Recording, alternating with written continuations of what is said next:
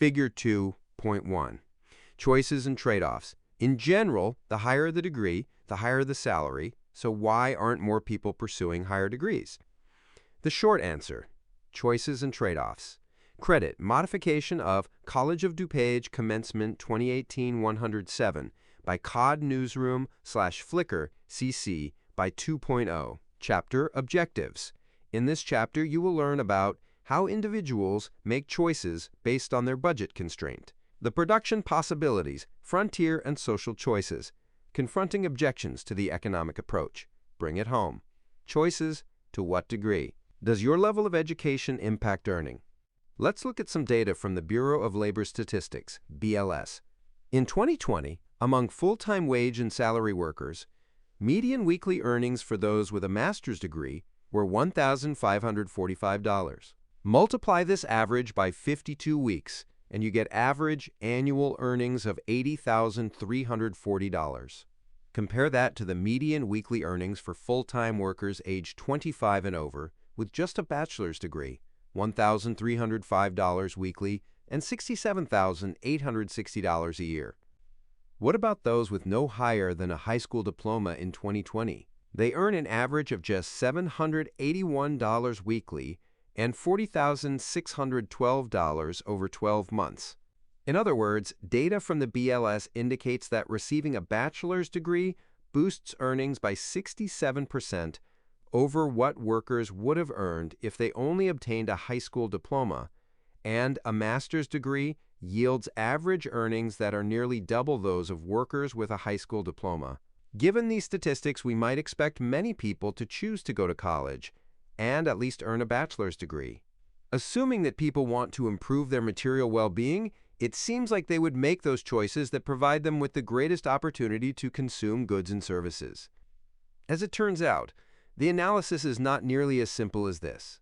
In fact, in 2019, the BLS reported that while just over 90% of the population aged 25 and over in the United States had a high school diploma, only 36% of those aged 25 and over had a bachelor's or higher degree, and only 13.5% had earned a master's or higher degree. This brings us to the subject of this chapter: why people make the choices they make, and how economists explain those choices. You will learn quickly when you examine the relationship between economics and scarcity that choices involve trade-offs. Every choice has a cost. In 1968, the Rolling Stones recorded, "You can't always get what you want." Economists chuckled because they had been singing a similar tune for decades. English economist Lionel Robbins, 1898 to 1984, in his essay on the nature and significance of economic science in 1932, described not always getting what you want in this way. The time at our disposal is limited. There are only 24 hours in the day. We have to choose between the different uses to which they may be put. Everywhere we turn, if we choose one thing, we must relinquish others which, in different circumstances, we would wish not to have relinquished. Scarcity of means to satisfy given ends is an almost ubiquitous condition of human nature.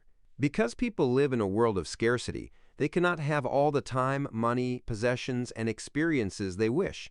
Neither can society. This chapter will continue our discussion of scarcity and the economic way of thinking by first introducing three critical concepts: opportunity cost, marginal decision-making, and diminishing returns. Later, it will consider whether the economic way of thinking accurately describes either how we make choices and how we should make them. Learning objectives. By the end of this section, you will be able to calculate and graph budget constraints, explain opportunity sets and opportunity costs, evaluate the law of diminishing marginal utility, explain how marginal analysis and utility influence choices, consider the typical consumer's budget problem. Consumers have a limited amount of income to spend on the things they need and want. Suppose Alfonso has $10 in spending money each week that he can allocate between bus tickets for getting to work and the burgers that he eats for lunch. Burgers cost $2 each, and bus tickets are 50 cents each. We can see Alfonso's budget problem in Figure 2.2. The graph illustrates the budget constraint as a downward sloping line starting at 5 burgers on the y-axis and ending at 20 bus tickets on the x-axis. Figure 2.2. The budget constraint, Alfonso's consumption choice opportunity frontier. Each point on the budget constraint represents a combination of burgers and bus tickets whose total cost adds up to Alfonso's budget of $10. The relative price of burgers and bus tickets determines the slope of the budget constraint. All along the budget set, giving up one burger means gaining 4 bus tickets. The vertical axis in the figure shows burger purchases, and the horizontal axis shows bus ticket purchases. If Alfonso spends all his money on burgers, he can afford 5 per week. $10 per week / $2 per burger equals 5 burgers per week. However, if he does this, he will not be able to afford any bus tickets. Point A in the figure shows the choice: 0 bus tickets and 5 burgers. Alternatively, if Alfonso spends all his money on bus tickets, he can afford 20 per week. $10 per week / 50 cents per bus ticket equals 20 bus tickets per week. Then, however, he will not be able to afford any burgers. Point F shows this alternative choice: 20 bus tickets and 0 burgers. If we connect all the points between A and F, we get Alfonso's budget constraint. This indicates all the combination of burgers and bus tickets Alfonso can afford, given the price of the 2 goods and his budget amount. If Alfonso is like most people, he will choose some combination that includes both bus tickets and burgers. That is, he will choose some combination on the budget constraint that is between points A and F. Every point on or inside the constraint shows a combination of burgers and bus tickets that Alfonso can afford. Any point outside the constraint is not affordable because it would cost more money than Alfonso has in his budget. The budget constraint clearly shows the trade-off Alfonso faces in choosing between burgers and bus tickets. Suppose he is currently at point D, where he can afford 12 bus tickets and 2 burgers. What would it cost Alfonso for 1 more burger? It would be natural to answer $2. But that's not the way economists think. Instead, they ask how many bus tickets would Alfonso have to give up to get 1 more burger while staying within his budget. Since bus tickets cost 50 cents, Alfonso would have to give up 4 to afford 1 more burger. That is the true cost to Alfonso, the concept of opportunity cost. Economists use the term opportunity cost to indicate what people must give up to obtain what they desire. The idea behind opportunity cost is that the cost of one item is the lost opportunity to do or consume something else. In short, opportunity cost is the value of the next best alternative. For Alfonso, the opportunity cost of a burger is the 4 bus tickets he would have to give up. He would decide whether or not to choose the burger depending on whether the value of the burger exceeds the value of the foregone alternative, in this case, bus tickets. Since people must choose, they inevitably face trade-offs in which they have to give up things they desire to obtain other things they desire more. Link it up. View this website for an example of opportunity cost, paying someone else to wait in line for you. A fundamental principle of economics is that every choice has an opportunity cost. If you sleep through your economics class, the opportunity cost is the learning you miss from not attending class. If you spend your income on video games, you cannot spend it on movies. If you choose to marry one person, you give up the opportunity to marry anyone else. In short, opportunity cost is all around us and part of human existence. The following Work It Out feature shows a step-by-step analysis of a budget constraint calculation. Read through it to understand another important concept, slope, that we further explain in the appendix, the use of mathematics and principles of economics. Work it out. Understanding budget constraints. Budget constraints are easy to understand if you apply a little math. The appendix, the use of mathematics and principles of economics, explains all the math you are likely to need in this book. Therefore, if math is not your strength, you might want to take a look at the appendix. Step 1. The equation for any budget constraint is budget equals P1 times Q1 plus P2 times Q2, where P and Q are the price and quantity of items purchased, which we assume here to be 2 items, and budget is the amount of income one has to spend. Step 2. Apply the budget constraint equation to the scenario. In Alfonso's case, this works out to be budget $10 equals P1 times Q1 plus P2 times Q2 $2.02 per burger times quantity of burgers plus 50 cents per bus ticket times quantity of bus tickets, $2 times Q burgers plus 50 cents times Q burgers plus 50 cents times Q bus tickets. Step 3. Using a little algebra, we can turn this into the familiar equation of a line. Y equals B plus mix. For Alfonso, this is $10 equals $2 times Q burgers plus 50 cents times Q bus tickets. Step 4. Simplify the equation. Begin by multiplying both sides of the equation by 2. Step at Kanchen tur kemen, Kanchen permans, 5 a keer kemen. 2 times 10, 20 equals 2 times Q burgers plus 2 times 0.5 times Q bus tickets, 4 times Q burgers plus 1 times Q bus tickets. Step 5. Subtract 1 bus ticket from both sides. 20 Q bus tickets equals 4 times Q burgers. Divide each side by 4 to yield the answer. 5 to 0.2, 5 times Q bus tickets. Q burgers equals Q burgers, 5 to 0.2, 5 times Q bus tickets. More. Step 6. Notice that this equation fits the budget constraint in Figure 2.2. The vertical intercept is 5, and the slope is minus 0.25, just as the equation says. If you plug 20 bus tickets into the equation, you get 0 burgers. If you plug other numbers of bus tickets into the equation, you get the results. See Table 2.1, which are the points on Alfonso's budget constraint. Point quantity of burgers at $2, quantity of bus tickets at 50 cents, A50, B44, C38, D212, E116, F020. Table 2.1. Step 7. Notice that the slope of a budget constraint always shows the opportunity cost of the good which is on the horizontal axis. For Alfonso, the slope is minus 0.25, indicating that for every bus ticket he buys, he must give up 1/4 burger. To phrase it differently, for every 4 tickets he buys, Alfonso must give up 1 burger. There are 2 important observations here.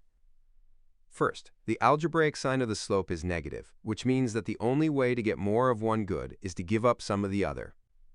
Second, we define the slope as the price of bus tickets, whatever is on the horizontal axis in the graph, divided by the price of burgers, whatever is on the vertical axis. In this case, 50 cents divided by $2 equals 0.25. If you want to determine the opportunity cost quickly, just divide the 2 prices, identifying opportunity cost. In many cases, it is reasonable to refer to the opportunity cost as the price. If your cousin buys a new bicycle for $300, then $300 measures the amount of other consumption that he has forsaken. For practical purposes, there may be no special need to identify the specific alternative product or products that he could have bought with that $300, but sometimes the price, as measured in dollars, may not accurately capture the true opportunity cost. This problem can loom especially large when costs of time are involved. For example, consider a boss who decides that all employees will attend a 2-day retreat to build team spirit. The out-of-pocket monetary cost of the event may involve hiring an outside consulting firm to run the retreat, as well as room and board for all participants. However, an opportunity cost exists as well. During the 2 days of the retreat, none of the employees are doing any other work. Attending college is another case where the opportunity cost exceeds the monetary cost. The out-of-pocket costs of attending college include tuition, books, room and board, and other expenses. However, in addition, during the hours that you are attending class and studying, it is impossible to work at a paying job. Thus, college imposes both an out-of-pocket cost and an opportunity cost of lost earnings. Clear it up. What is the opportunity cost associated with increased airport security measures? After the terrorist plane hijackings on September 11, 2001, many steps were proposed to improve air travel safety. For example, the federal government could provide armed sky marshals who would travel inconspicuously with the rest of the passengers. The cost of having a sky marshal on every flight would be roughly $3 billion per year. Retrofitting all U.S. planes with reinforced cockpit doors to make it harder for terrorists to take over the plane would have a price tag of $450 million. Buying more sophisticated security equipment for airports, like three-dimensional baggage scanners and cameras linked to face recognition software, could cost another $2 billion. However, the single biggest cost of greater airline security does not involve spending money. It is the opportunity cost of additional waiting time at the airport. According to the United States Department of Transportation, DOT, there were 895.5 million system-wide, domestic and international, scheduled service passengers in 2015. Since the 9/11 hijackings, security screening has become more intensive, and consequently, the procedure takes longer than in the past. Say that, on average, each air passenger spends an extra 30 minutes in the airport per trip. Economists commonly place a value on time to convert an opportunity cost in time into a monetary figure. Because many air travelers are relatively high-paid business people, conservative estimates set the average price of time for air travelers at $20 per hour. By these back-of-the-envelope calculations, the opportunity cost of delays in airports could be as much as 800 million times 0.5 hours times $20 per hour, or $8 billion per year. Clearly, the opportunity costs of waiting time can be just as important as costs that involve direct spending. In some cases, realizing the opportunity cost can alter behavior. Imagine, for example, that you spend $8 on lunch every day at work. You may know perfectly well that bringing a lunch from home would cost only $3 a day, so the opportunity cost of buying lunch at the restaurant is $5 each day. That is, the $8 buying lunch costs minus the $3 your lunch from home would cost. $5 each day does not seem to be that much. However, if you project what that adds up to in a year, 250 days a year times $5 per day equals $1,250, the cost, perhaps, of a decent vacation. If you describe the opportunity cost as a nice vacation instead of $5 a day, you might make different choices, marginal decision-making, and diminishing marginal utility. The budget constraint framework helps to emphasize that most choices in the real world are not about getting all of one thing or all of another. That is, they are not about choosing either the point at one end of the budget constraint or else the point all the way at the other end. Instead, most choices involve marginal analysis, which means examining the benefits and costs of choosing a little more or a little less of a good. People naturally compare costs and benefits, but often we look at total costs and total benefits, when the optimal choice necessitates comparing how costs and benefits change from one option to another. You might think of marginal analysis as change analysis. Marginal analysis is used throughout economics. We now turn to the notion of utility. People desire goods and services for the satisfaction or utility those goods and services provide. Utility, as we will see in the chapter on consumer choices, is subjective, but that does not make it less real. Economists typically assume that the more of some good one consumes, for example, slices of pizza, the more utility one obtains. At the same time, the utility a person receives from consuming the first unit of a good is typically more than the utility received from consuming the 5th or the 10th unit of that same good. When Alfonso chooses between burgers and bus tickets, for example, the first few bus rides that he chooses might provide him with a great deal of utility. Perhaps they help him get to a job interview or a doctor's appointment. However, later bus rides might provide much less utility. They may only serve to kill time on a rainy day. Similarly, the first burger that Alfonso chooses to buy may be on a day when he missed breakfast and is ravenously hungry. However, if Alfonso has multiple burgers every day, the last few burgers may taste pretty boring. The general pattern that consumption of the first few units of any good tends to bring a higher level of utility to a person than consumption of later units is a common pattern. Economists refer to this pattern as the law of diminishing marginal utility, which means that as a person receives more of a good, the additional, or marginal, utility from each additional unit of the good declines. In other words, the first slice of pizza brings more satisfaction than the sixth. The law of diminishing marginal utility explains why people and societies rarely make all-or-nothing choices. You would not say, "My favorite food is ice cream, so I will eat nothing but ice cream from now on." Instead, even if you get a very high level of utility from your favorite food, if you ate it exclusively, the additional or marginal utility from those last few servings would not be very high. Similarly, most workers do not say, "I enjoy leisure, so I'll never work." Instead, workers recognize that even though some leisure is very nice, a combination of all leisure and no income is not so attractive. The budget constraint framework suggests that when people make choices in a world of scarcity, they will use marginal analysis and think about whether they would prefer a little more or a little less. A rational consumer would only purchase additional units of some product, as long as the marginal utility exceeds the opportunity cost. Suppose Alfonso moves down his budget constraint from point A to point B to point C and further. As he consumes more bus tickets, the marginal utility of bus tickets will diminish, while the opportunity cost, that is, the marginal utility of foregone burgers, will increase. Eventually, the opportunity cost will exceed the marginal utility of an additional bus ticket. If Alfonso is rational, he won't purchase more bus tickets once the marginal utility just equals the opportunity cost. While we can't yet say exactly how many bus tickets Alfonso will buy, that number is unlikely to be the most he can afford: 20 sunk costs. In the budget constraint framework, all decisions involve what will happen next. That is, what quantities of goods will you consume? How many hours will you work, or how much will you save? These decisions do not look back to past choices. Thus, the budget constraint framework assumes that sunk costs, which are costs that were incurred in the past and cannot be recovered, should not affect the current decision. Consider the case of Selena, who pays $8 to see a movie, but after watching the film for 30 minutes, she knows that it is truly terrible. Should she stay and watch the rest of the movie because she paid for the ticket? Or should she leave?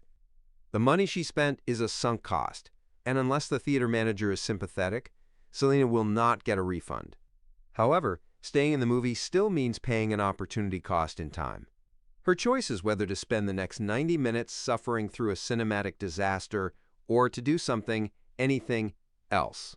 The lesson of sunk costs is to forget about the money and time that is irretrievably gone, and instead to focus on the marginal costs and benefits of current and future options. For people and firms alike, dealing with sunk costs can be frustrating. It often means admitting an earlier error in judgment. Many firms, for example, find it hard to give up on a new product that is doing poorly because they spent so much money in creating and launching the product. However, the lesson of sunk costs is to ignore them and make decisions based on what will happen in the future. From a model with 2 goods to one of many goods. The budget constraint diagram containing just 2 goods, like most models used in this book, is not realistic. After all, in a modern economy, people choose from thousands of goods. However, thinking about a model with many goods is a straightforward extension of what we discussed here. Instead of drawing just one budget constraint showing the trade-off between 2 goods, you can draw multiple budget constraints, showing the possible trade-offs between many different pairs of goods. In more advanced classes in economics, you would use mathematical equations that include many possible goods and services that can be purchased, together with their quantities and prices, and show how the total spending on all goods and services is limited to the overall budget available. The graph with 2 goods that we presented here clearly illustrates that every choice has an opportunity cost, which is the point that does carry over to the real world. Learning objectives. By the end of this section, you will be able to interpret production possibilities frontier graphs, contrast a budget constraint and a production possibilities frontier, explain the relationship between a production possibilities frontier and the law of diminishing returns, contrast productive efficiency and allocative efficiency, define comparative advantage. Just as individuals cannot have everything they want and must instead make choices, society as a whole cannot have everything it might want either. This section of the chapter will explain the constraints society faces using a model called the Production Possibilities Frontier, PPF. There are more similarities than differences between individual choice and social choice. As you read this section, focus on the similarities. Because society has limited resources, e.g., labor, land, capital, raw materials, at any point in time, there is a limit to the quantities of goods and services it can produce. Suppose a society desires two products, healthcare and education. The Production Possibilities Frontier in Figure 2.3 illustrates this situation. The graph shows that a society has limited resources and often must prioritize where to invest. On this graph, the y-axis is healthcare and the x-axis is education. Figure 2.3, a healthcare versus education production possibilities frontier.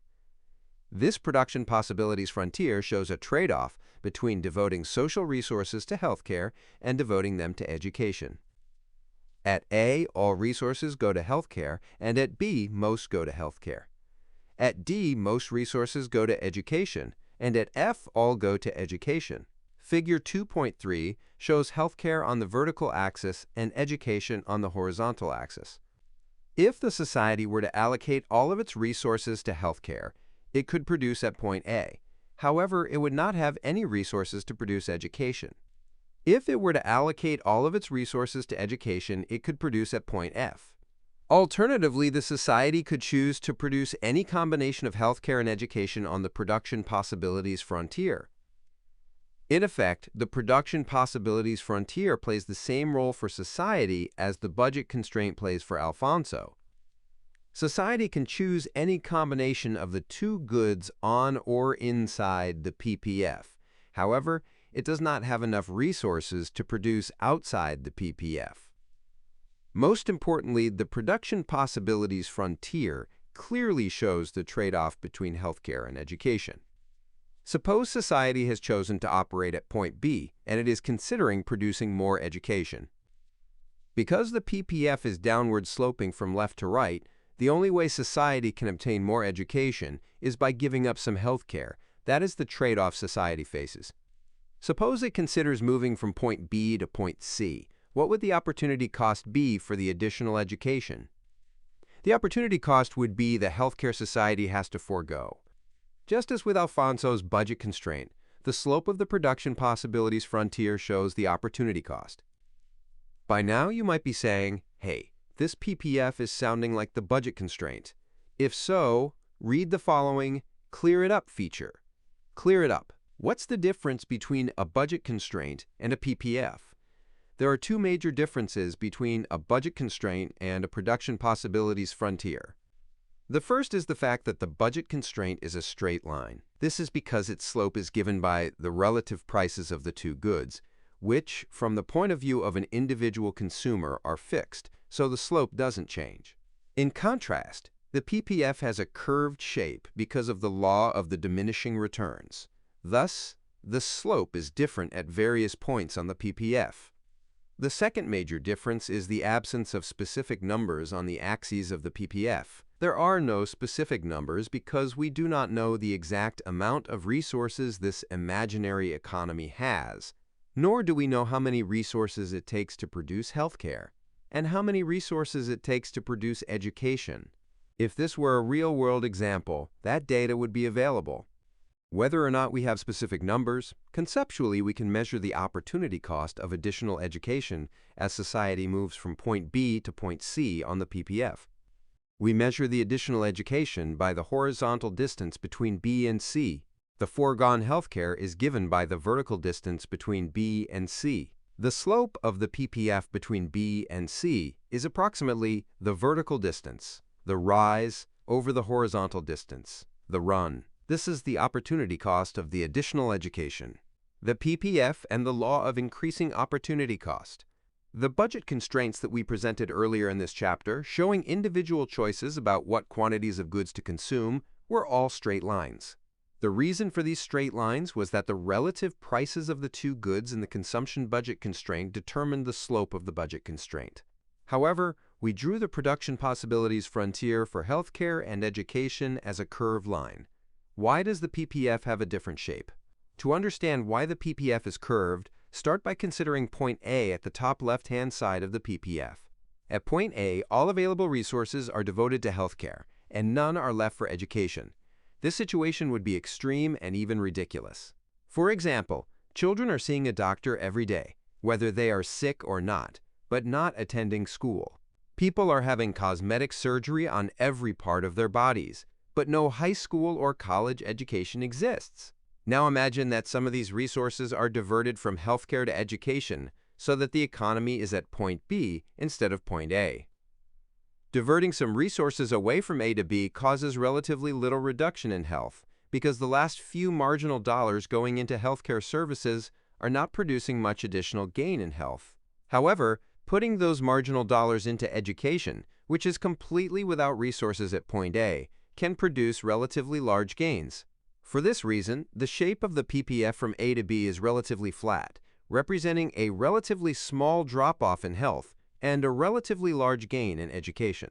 Now consider the other end, at the lower right, of the production possibilities frontier. Imagine that society starts at choice D, which is devoting nearly all resources to education and very few to healthcare, and moves to point F, which is devoting all spending to education and none to healthcare. For the sake of concreteness, you can imagine that in the movement from D to F, the last few doctors must become high school science teachers, the last few nurses must become school librarians rather than dispensers of vaccinations, and the last few emergency rooms are turned into kindergartens. The gains to education from adding these last few resources to education are very small. However, the opportunity cost lost to health will be fairly large, and thus the slope of the PPF between D and F is steep, showing a large drop in health for only a small gain in education. The lesson is not that society is likely to make an extreme choice, like devoting no resources to education at point A or no resources to health at point F. Instead, the lesson is that the gains from committing additional marginal resources to education depend on how much is already being spent. If, on the one hand, very few resources are currently committed to education, then an increase in resources used for education can bring relatively large gains. On the other hand, if a large number of resources are already committed to education, then committing additional resources will bring relatively smaller gains. This pattern is common enough that economists have given it a name, the law of increasing opportunity cost, which holds that as production of a good or service increases, the marginal opportunity cost of producing it increases as well. This happens because some resources are better suited for producing certain goods and services instead of others. When government spends a certain amount more on reducing crime, for example, the original increase in opportunity cost of reducing crime could be relatively small. However, additional increases typically cause relatively larger increases in the opportunity cost of reducing crime, and paying for enough police and security to reduce crime to nothing at all would be a tremendously high opportunity cost. The curvature of the production possibilities frontier shows that as we add more resources to education, moving from left to right along the horizontal axis, the original increase in opportunity cost is fairly small, but gradually increases. Thus, the slope of the PPF is relatively flat near the vertical axis intercept. Conversely, as we add more resources to healthcare, moving from bottom to top on the vertical axis, the original declines in opportunity cost are fairly large, but again gradually diminish. Thus, the slope of the PPF is relatively steep near the horizontal axis intercept. In this way, the law of increasing opportunity cost produces the outward bending shape of the production possibilities frontier. Productive efficiency and allocative efficiency. The study of economics does not presume to tell a society what choice it should make along its production possibilities frontier. In a market-oriented economy with a democratic government, the choice will involve a mixture of decisions by individuals, firms, and government. However, economics can point out that some choices are unambiguously better than others. This observation is based on the concept of efficiency. In everyday usage, efficiency refers to lack of waste. An inefficient machine operates at high cost, while an efficient machine operates at lower cost because it is not wasting energy or materials.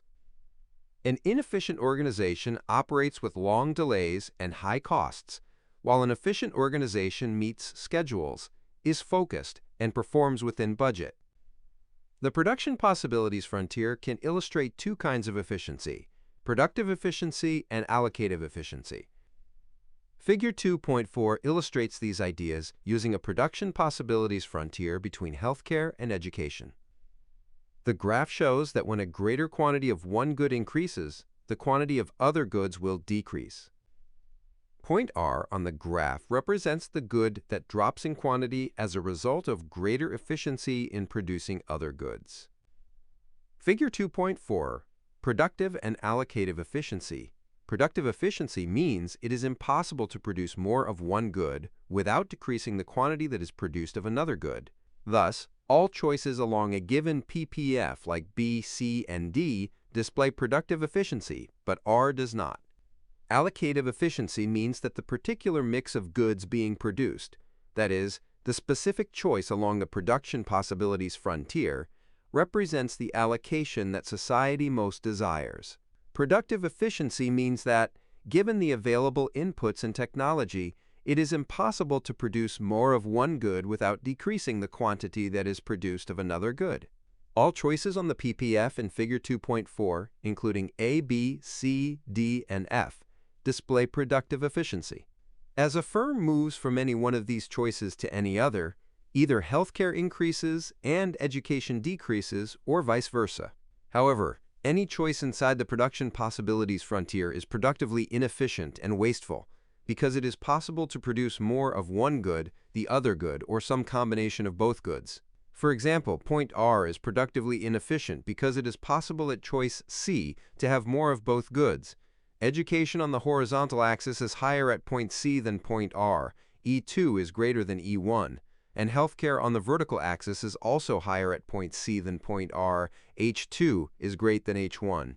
We can show the particular mix of goods and services produced, that is, the specific combination of selected healthcare and education along the production possibilities frontier as a ray line from the origin to a specific point on the PPF. Output mixes that had more healthcare and less education would have a steeper ray, while those with more education and less healthcare would have a flatter ray. Allocative efficiency means that the particular combination of goods and services on the production possibility curve that a society produces represents the combination that society most desires.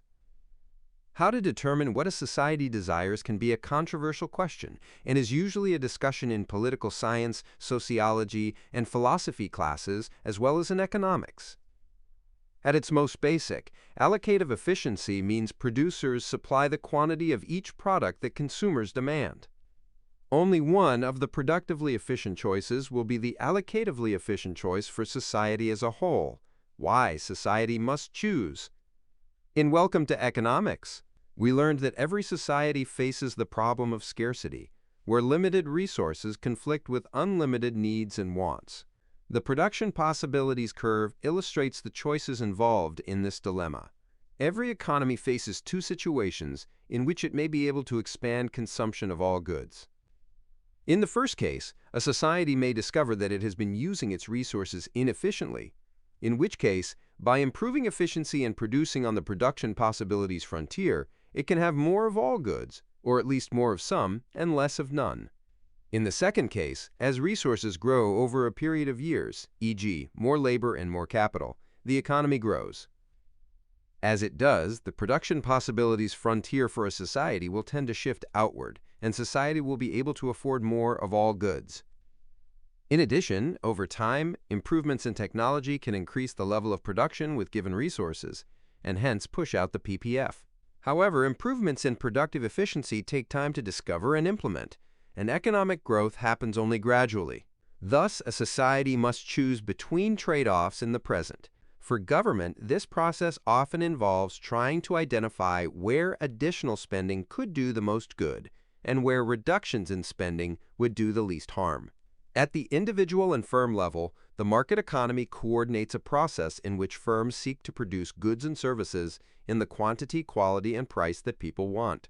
However, for both the government and the market economy in the short term, increases in production of one good typically mean offsetting decreases somewhere else in the economy.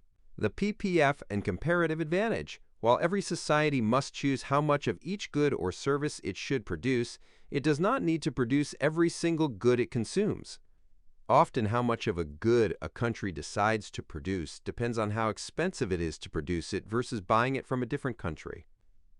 As we saw earlier, the curvature of a country's PPF gives us information about the trade-off between devoting resources to producing one good versus another. In particular, its slope gives the opportunity cost of producing one more unit of the good in the x-axis in terms of the other good in the y-axis.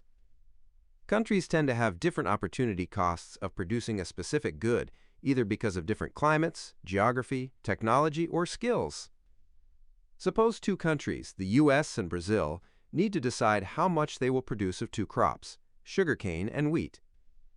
Due to its climatic conditions, Brazil can produce quite a bit of sugarcane per acre, but not much wheat. Conversely, the US can produce large amounts of wheat per acre, but not much sugarcane. Clearly, Brazil has a lower opportunity cost of producing sugarcane in terms of wheat than the US. The reverse is also true. The US has a lower opportunity cost of producing wheat than Brazil. We illustrate this by the PPFs of the two countries in Figure 2.5. This graph shows two images. Both images have y-axis labeled sugarcane and x-axis labeled wheat. In image A, Brazil's sugarcane production is nearly double the production of its wheat. In image B, the US's sugarcane production is nearly half the production of its wheat. Figure 2.5, Production Possibility Frontier for the US and Brazil. The US PPF is flatter than the Brazil PPF, implying that the opportunity cost of wheat in terms of sugarcane is lower in the US than in Brazil. Conversely, the opportunity cost of sugarcane is lower in Brazil. The US has comparative advantage in wheat, and Brazil has comparative advantage in sugarcane. When a country can produce a good at a lower opportunity cost than another country, we say that this country has a comparative advantage in that good. Comparative advantage is not the same as absolute advantage, which is when a country can produce more of a good. In our example, Brazil has an absolute advantage in sugarcane, and the US has an absolute advantage in wheat. One can easily see this with a simple observation of the extreme production points in the PPFs of the two countries. If Brazil devoted all of its resources to producing wheat, it would be producing at point A. If, however, it had devoted all of its resources to producing sugarcane instead, it would be producing a much larger amount than the US at point B. The slope of the PPF gives the opportunity cost of producing an additional unit of wheat. While the slope is not constant throughout the PPFs, it is quite apparent that the PPF in Brazil is much steeper than in the US, and therefore the opportunity cost of wheat is generally higher in Brazil. In the chapter on international trade, you will learn that countries' differences in comparative advantage determine which goods they will choose to produce in trade. When countries engage in trade, they specialize in the production of the goods in which they have comparative advantage, and trade part of that production for goods in which they do not have comparative advantage. With trade, manufacturers produce goods where the opportunity cost is lowest, so total production increases, benefiting both trading parties. Learning objectives. By the end of this section, you will be able to analyze arguments against economic approaches to decision-making, interpret a trade-off diagram, contrast normative statements and positive statements. It is one thing to understand the economic approach to decision-making, and another thing to feel comfortable applying it. The sources of discomfort typically fall into two categories: that people do not act in the way that fits the economic way of thinking, and that even if people did act that way, they should try not to. Let's consider these arguments in turn. First, objection: people, firms, and society do not act like this. The economic approach to decision-making seems to require more information than most individuals possess, and more careful decision-making than most individuals actually display. After all, do you or any of your friends draw a budget constraint and mutter to yourself about maximizing utility before you head to the shopping mall? Do members of the U.S. Congress contemplate production possibilities frontiers before they vote on the annual budget? The messy ways in which people and societies operate somehow doesn't look much like neat budget constraints or smoothly curving production possibilities frontiers. However, the economics approach can be a useful way to analyze and understand the trade-offs of economic decisions. To appreciate this point, imagine for a moment that you are playing basketball, dribbling to the right, and throwing a bounce pass to the left to a teammate who is running toward the basket. A physicist or engineer could work out the correct speed and trajectory for the pass, given the different movements involved and the weight and bounciness of the ball. However, when you are playing basketball, you do not perform any of these calculations. You just pass the ball, and if you are a good player, you will do so with high accuracy. Someone might argue, the scientist's formula of the bounce pass requires a far greater knowledge of physics and far more specific information about speeds of movement and weights than the basketball player actually has, so it must be an unrealistic description of how basketball passes actually occur. This reaction would be wrong-headed. The fact that a good player can throw the ball accurately because of practice and skill without making a physics calculation does not mean that the physics calculation is wrong. Similarly, from an economic point of view, someone who shops for groceries every week has a great deal of practice with how to purchase the combination of goods that will provide that person with utility, even if the shopper does not phrase decisions in terms of a budget constraint. Government institutions may work imperfectly and slowly, but in general, a democratic form of government feels pressure from voters and social institutions to make the choices that are most widely preferred by people in that society. Thus, when thinking about the economic actions of groups of people, firms, and society, it is reasonable, as a first approximation, to analyze them with the tools of economic analysis. For more on this, read about behavioral economics in the chapter on consumer choices. Second objection: people, firms, and society should not act this way. The economics approach portrays people as self-interested. For some critics of this approach, even if self-interest is an accurate description of how people behave, these behaviors are not moral. Instead, the critics argue that people should be taught to care more deeply about others. Economists offer several answers to these concerns. First, economics is not a form of moral instruction. Rather, it seeks to describe economic behavior as it actually exists. Philosophers draw a distinction between positive statements, which describe the world as it is, and normative statements, which describe how the world should be. Positive statements are factual. They may be true or false, but we can test them, at least in principle. Normative statements are subjective questions of opinion. We cannot test them, since we cannot prove opinions to be true or false. They just are opinions based on one's values. For example, an economist could analyze a proposed subway system in a certain city. If the expected benefits exceed the costs, he concludes that the project is worthy, an example of positive analysis.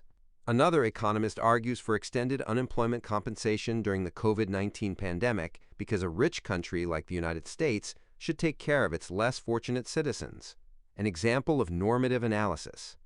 Even if the line between positive and normative statements is not always crystal clear, economic analysis does try to remain rooted in the study of the actual people who inhabit the actual economy. Fortunately, however, the assumption that individuals are purely self-interested is a simplification about human nature. In fact, we need to look no further than to Adam Smith, the very father of modern economics, to find evidence of this. The opening sentence of his book, The Theory of Moral Sentiments, puts it very clearly. How selfish soever man may be supposed, there are evidently some principles in his nature which interest him in the fortune of others, and render their happiness necessary to him, though he derives nothing from it except the pleasure of seeing it. Clearly, individuals are both self-interested and altruistic. Second, we can label self-interested behavior and profit-seeking with other names, such as personal choice and freedom. The ability to make personal choices about buying, working, and saving is an important personal freedom. Some people may choose high-pressure, high-paying jobs so that they can earn and spend considerable amounts of money on themselves. Others may allocate large portions of their earnings to charity or spend it on their friends and family. Others may devote themselves to a career that can require much time, energy, and expertise but does not offer high financial rewards, like being an elementary school teacher or a social worker. Still, others may choose a job that does consume much of their time or provide a high level of income but still leaves time for family, friends, and contemplation. Some people may prefer to work for a large company. Others might want to start their own business. People's freedom to make their own economic choices has a moral value worth respecting. Clear it up. Is a diagram by any other name the same? When you study economics, you may feel buried under an avalanche of diagrams. Your goal should be to recognize the common underlying logic and pattern of the diagrams, not to memorize each one. This chapter uses only one basic diagram, although we present it with different sets of labels. The consumption budget constraint and the production possibilities frontier for society as a whole are the same basic diagram. Figure 2.6 shows an individual budget constraint and a production possibilities frontier for two goods, good 1 and good 2. The trade-off diagram always illustrates three basic themes: scarcity, trade-offs, and economic efficiency. The first theme is scarcity. It is not feasible to have unlimited amounts of both goods. Even if the budget constraint or a PPF shifts, scarcity remains, just at a different level. The second theme is trade-offs. As depicted in the budget constraint or the production possibilities frontier, it is necessary to forego some of one good to gain more of the other good. The details of this trade-off vary. In a budget constraint, we determine the trade-off is determined by the relative prices of the goods. That is, the relative price of two goods in the consumption choice budget constraint. These trade-offs appear as a straight line. However, a curved line represents the trade-offs in many production possibilities frontiers because the law of diminishing returns holds that as we add resources to an area, the marginal gains tend to diminish. Regardless of the specific shape, trade-offs remain. The third theme is economic efficiency, or getting the most benefit from scarce resources. All choices on the production possibilities frontier show productive efficiency, because in such cases, there is no way to increase the quantity of one good without decreasing the quantity of the other. Similarly, when an individual makes a choice along a budget constraint, there is no way to increase the quantity of one good without decreasing the quantity of the other. The choice on a production possibilities set that is socially preferred, or the choice on an individual's budget constraint that is personally preferred, will display allocative efficiency. The basic budget constraint/production possibilities frontier diagram will recur throughout this book. Some examples include using these trade-off diagrams to analyze trade, environmental protection and economic output, equality of incomes and economic output, and the macroeconomic trade-off between consumption and investment. Do not allow the different labels to confuse you. The budget constraint/production possibilities frontier diagram is always just a tool for thinking carefully about scarcity, trade-offs, and efficiency in a particular situation. Two graphs will occur frequently throughout the text. They represent the possible outcomes of constraints/production of goods. The graph on the left has good 2 inches along the y-axis and good 1 along the x-axis. The graph on the right has good 1 along the y-axis and good 2 inches along the x-axis. Figure 2.6, the trade-off diagram. Both the individual opportunity set, or budget constraint, and the social production possibilities frontier show the constraints under which individual consumers and society as a whole operate. Both diagrams show the trade-off in choosing more of one good at the cost of less of the other. Third, self-interested behavior can lead to positive social results. For example, when people work hard to make a living, they create economic output. Consumers who are looking for the best deals will encourage businesses to offer goods and services that meet their needs. Adam Smith, writing in The Wealth of Nations, named this property the invisible hand.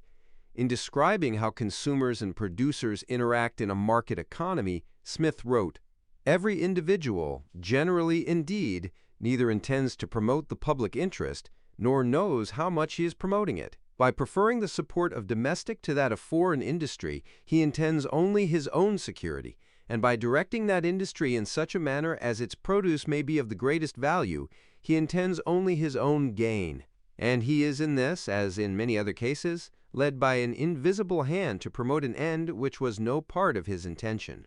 By pursuing his own interest, he frequently promotes that of the society more effectually than when he really intends to promote it. The metaphor of the invisible hand suggests the remarkable possibility that broader social good can emerge from selfish individual actions. Fourth, even people who focus on their own self-interest in the economic part of their life often set aside their own narrow self-interest in other parts of life. For example, you might focus on your own self-interest when asking your employer for a raise or negotiating to buy a car.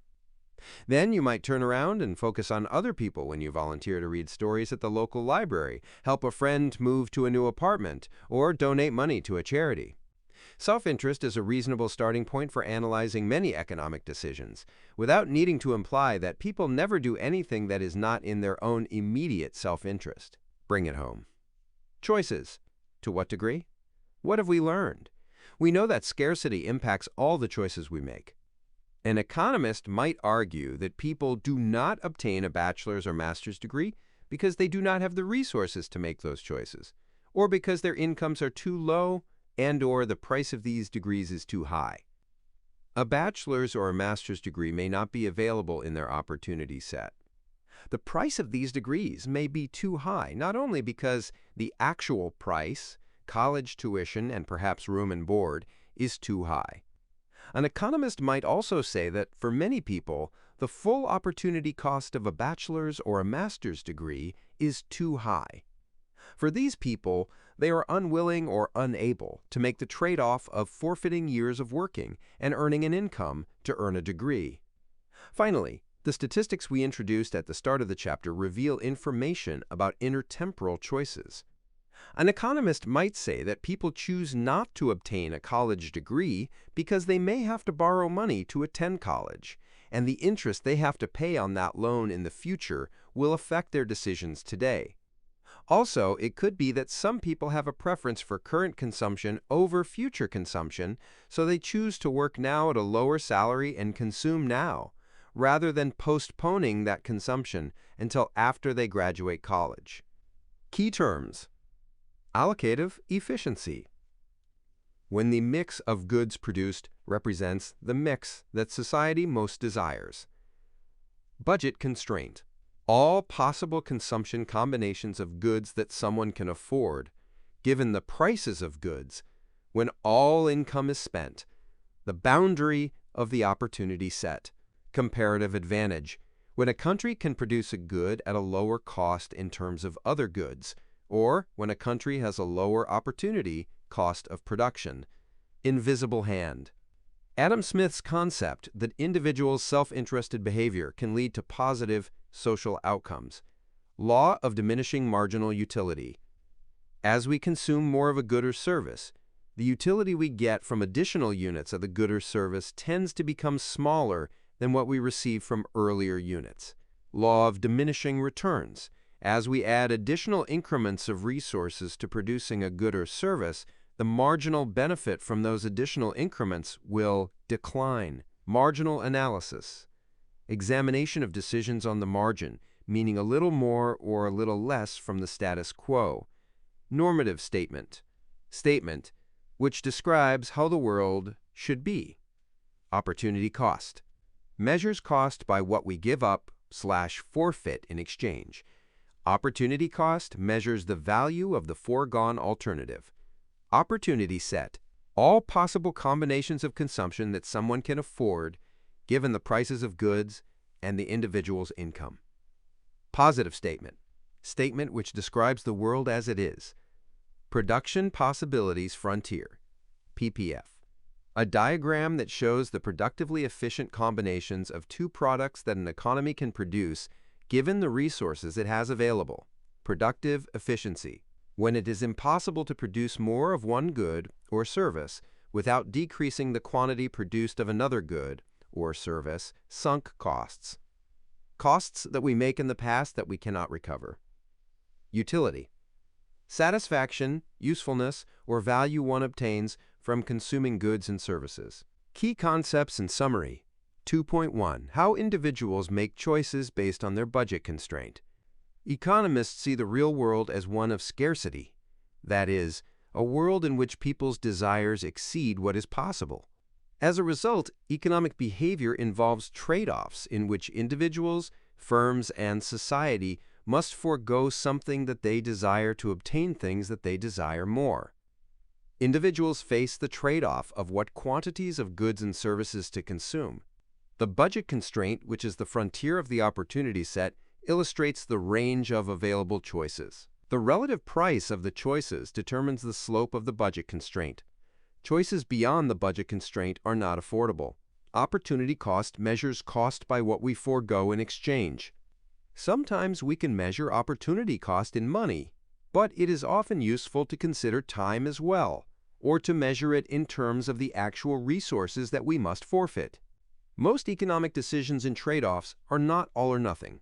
Instead, they involve marginal analysis, which means they are about decisions on the margin, involving a little more or a little less. The law of diminishing marginal utility points out that as a person receives more of something, whether it is a specific good or another resource, the additional marginal gains tend to become smaller. Because sunk costs occurred in the past and cannot be recovered, they should be disregarded in making current decisions. 2.2. The production possibilities frontier and social choices. A production possibilities frontier defines the set of choices society faces for the combinations of goods and services it can produce, given the resources and the technology that are available. The shape of the PPF is typically curved outward rather than straight. Choices outside the PPF are unattainable, and choices inside the PPF are wasteful. Over time, a growing economy will tend to shift the PPF outwards. The law of diminishing returns holds that as increments of additional resources are devoted to producing something, the marginal increase in output will become increasingly smaller. All choices along a production possibilities frontier display productive efficiency. That is, it is impossible to use society's resources to produce more of one good without decreasing production of the other good. The specific choice along a production possibilities frontier that reflects the mix of goods society prefers is the choice with allocative efficiency. The curvature of the PPF is likely to differ by country, which results in different countries having comparative advantage in different goods. Total production can increase if countries specialize in the goods in which they have comparative advantage and trade some of their production for the remaining goods. 2.3. Confronting objections to the economic approach. The economic way of thinking provides a useful approach to understanding human behavior. Economists make the careful distinction between positive statements, which describe the world as it is, and normative statements, which describe how the world should be. Even when economics analyzes the gains and losses from various events or policies, and thus draws normative conclusions about how the world should be. The analysis of economics is rooted in a positive analysis of how people, firms, and governments actually behave, not how they should behave. Self-check questions. Suppose Alfonso's town raised the price of bus tickets from 50 cents per trip to $1 per trip, while the price of burgers stayed at $2 and his budget remained $10 per week. Draw Alfonso's new budget constraint. What happens to the opportunity cost of bus tickets? 2. Return to the example in Figure 2.4. Suppose there is an improvement in medical technology that enables more healthcare with the same amount of resources. How would this affect the production possibilities curve and, in particular, how would it affect the opportunity cost of education? 3. Could a nation be producing in a way that is allocatively efficient but productively inefficient? 4. What are the similarities between a consumer's budget constraint and society's production possibilities frontier, not just graphically, but analytically? 5. Individuals may not act in the rational, calculating way described by the economic model of decision-making, measuring utility and costs at the margin, but can you make a case that they behave approximately that way? 6. Would an op-ed piece in a newspaper urging the adoption of a particular economic policy be a positive or normative statement? 7. Would a research study on the effects of soft drink consumption on children's cognitive development be a positive or normative statement? Review questions. 8. Explain why scarcity leads to trade-offs. 9. Explain why individuals make choices that are directly on the budget constraint, rather than inside the budget constraint or outside it. 10. What is comparative advantage? 11. What does a production possibilities frontier illustrate? 12. Why is a production possibilities frontier typically drawn as a curve rather than a straight line? 13. Explain why societies cannot make a choice above their production possibilities frontier and should not make a choice below it.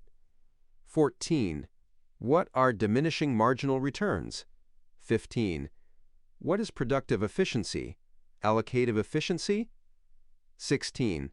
What is the difference between a positive and a normative statement? 17.